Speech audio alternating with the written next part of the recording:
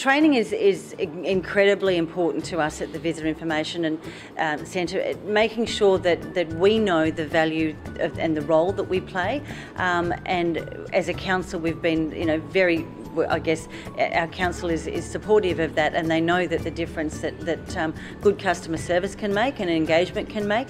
And through that, we've actually used our AVIC partners. They've actually come in, and it's not something, again, it's something that we proactively approached them and said, we don't have, pardon the pun, but we don't have the time to spend 5 days at sitting there with the number of staff that we have, but everyone needs to be working on the same page. That message needs to be clear from ground up. And when you run a 7-day-a-week business, it's hard to get everyone together. So we did it after hours, and AVIC were very happy with that. And we did I think it was a 3-hour session. It could have gone for 5 hours very easily, but we actually on the ground, had the team from AVIC come in and actually give a bit of one-on-one time, and it wasn't done in a you shall or this is why, or it was a very informal way, and I guess again talked about the value and the power that the Visitor Information Centre can make to a city, and I think everyone understood why we did what we did, so that they understand why it's so important that message is the same.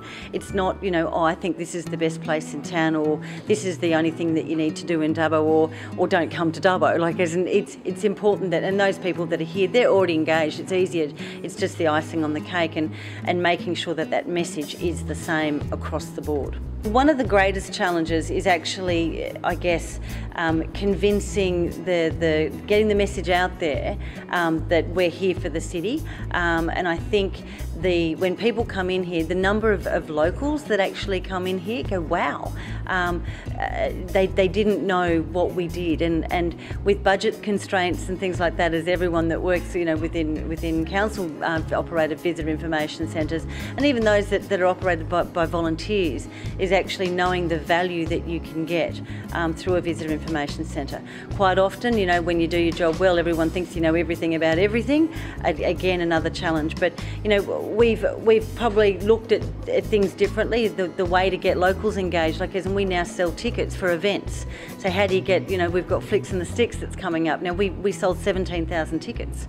How do you get your locals to come in? Well, you get them to engage by having something that they need. And again, look, there's the minute that we think we've got it right, I think that's when we should close the doors and say, no, it's time for a new manager. But I think someone that's pliable and someone that's the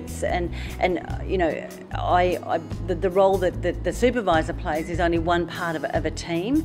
And I really, I'm sitting here as the spokesperson, but I can't print a page for you. I have got a great team that I work with, and then I'm part of the team of the city development team. So we've all got different roles, and we've all got, I guess, great attributes that it's important that you utilise those, and you have that silent team of ambassadors working for you beyond the doors of the visitor information centres as well. And I think that's the message. Just because it's 5 o'clock, it doesn't mean that Dubbo's not being promoted through digital formats and the like, and a visual presence throughout the city.